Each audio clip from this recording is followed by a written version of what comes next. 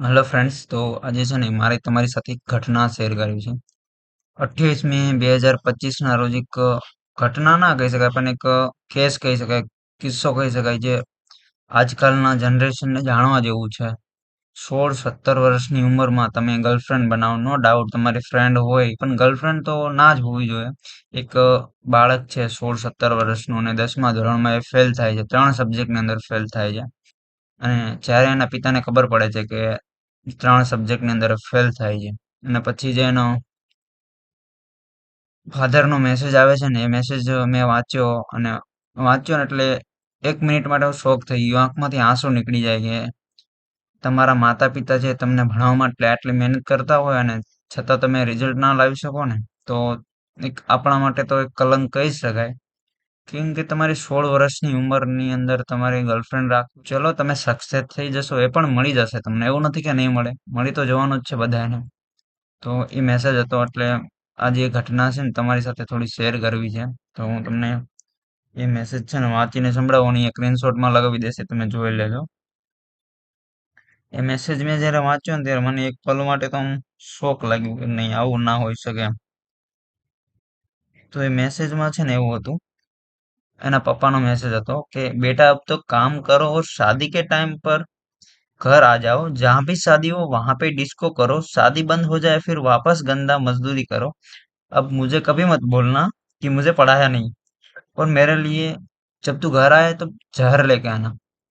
તો આ તમે વિચારો, એક પપ્પાને આવો વળ દીકરા માટે લખતા, પપ્પાએ પણ વિચાર્યું તો હશે જ ને આવો વળ લખતો, એમને પણ સારું તો ન જ લાગે, કેમ કે પોતાના દીકરા માટે આવું લખે એટલે. પછી એ છોકરો સામે જવાબ આવે છે, એક બાર એડમિશન કરવા દો ફિર તો પડूंगा. ફરી વાર છોકરો એવો મેસેજ કરે છે, અને રોવે છે.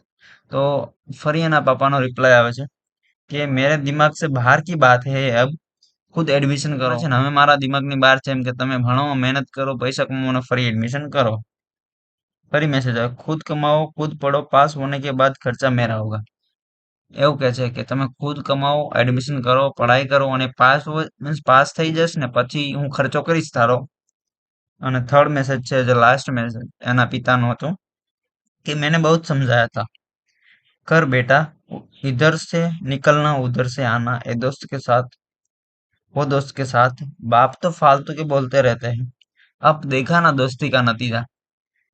એના પપ્પા છેલ્લું એવું કહે છે, મેં બહુ જ સમજાવ્યો કે તને અહીંયા ના જા, દોસ્ત સાથે ના જા. નો ડાઉટ દોસ્ત હોવા જોઈએ, પણ તમને માતા પિતા તો ત્યારે જ કહેતા હોય ને કે તમારું ભવિષ્ય છે, એમને લાગતું હોય કે નહીં 5 વર્ષ પછી તમે મોટા થઈ જશો, પછી તો તમને કોઈ રોકવાનું નથી.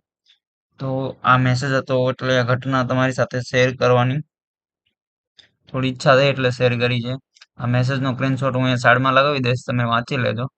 ખરેખર આ ઘટના એવી કહેવાય ને કે તમારા માતા પિતાની જે ઉમ્મીદ હોય ને, એ ઉમ્મીદને તમારે ન્યાય આપવો જોઈએ. એ ઉમ્મીદને તમે સક્સેસ ના કરો તો થોડું દુઃખ તો લાગે ને. પિતાને આવું પણ કહેવાનું મન ના થાય, છતાં કીધું હશે. કેટલા હદે પિતા તમે દુઃખી થયા હશે એ તો વિચારો.